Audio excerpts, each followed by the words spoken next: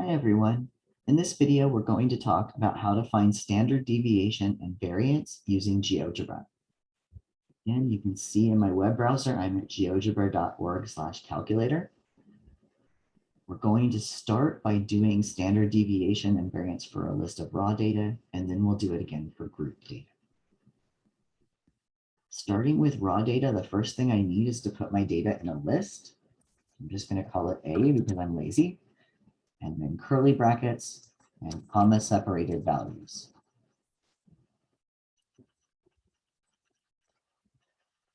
I press enter to store that in memory. And then to get standard deviation, I call the standard dev function, STDEV. And then in parentheses, I put the list name. And it gives us 2.685 something, something, something.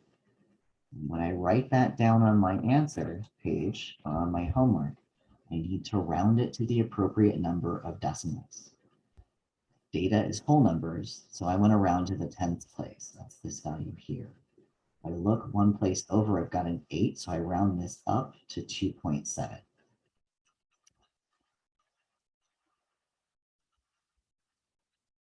To find the variance, we just take that standard deviation and square it.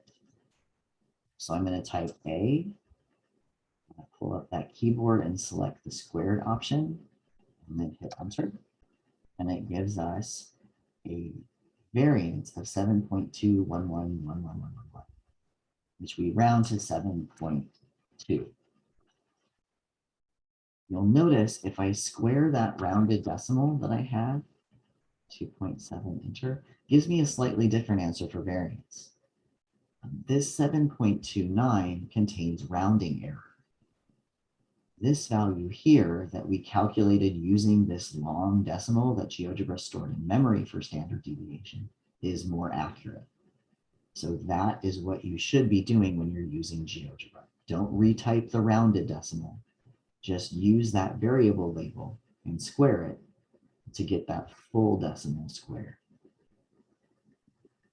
You will notice if you check the answer key I posted on Canvas or your book, that is what they're doing. They're going to give you that more exact answer.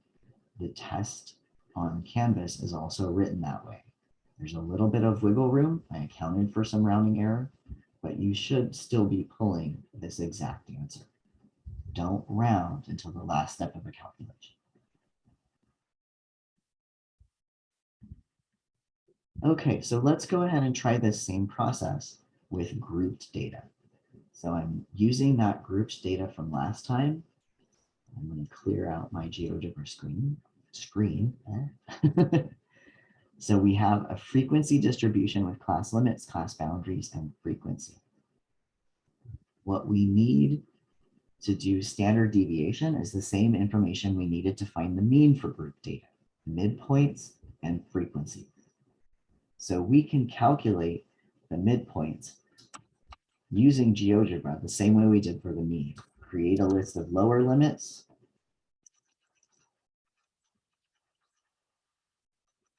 And then creating a list of upper limits.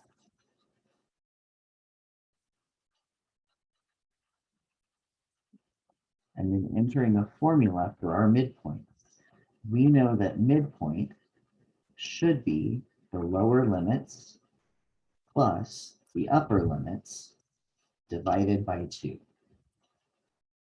And we can see 3 is right smack in between 1 and 5, so that worked out correctly. And then going to enter a frequency list.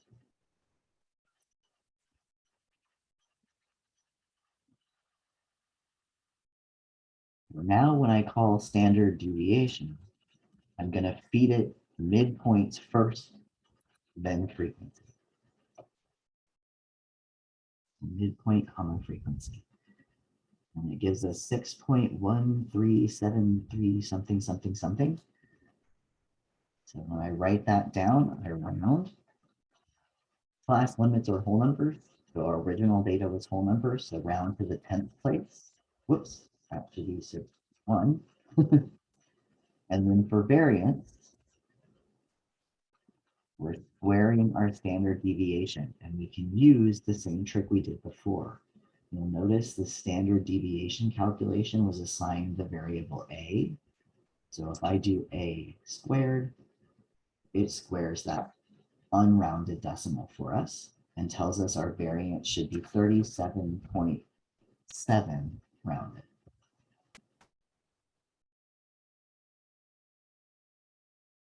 All right, so that's how we use GeoGebra to calculate the standard deviation for variance, or standard deviation and variance for raw and group data. Note we use standard dev. There is a function called standard dev p that finds the population standard deviation. Unless you are explicitly asked for population standard deviation, assume you are dealing with sample data and just use that standard dev function call. All right, if you have any questions, let me know. Otherwise, I will see you in the next video.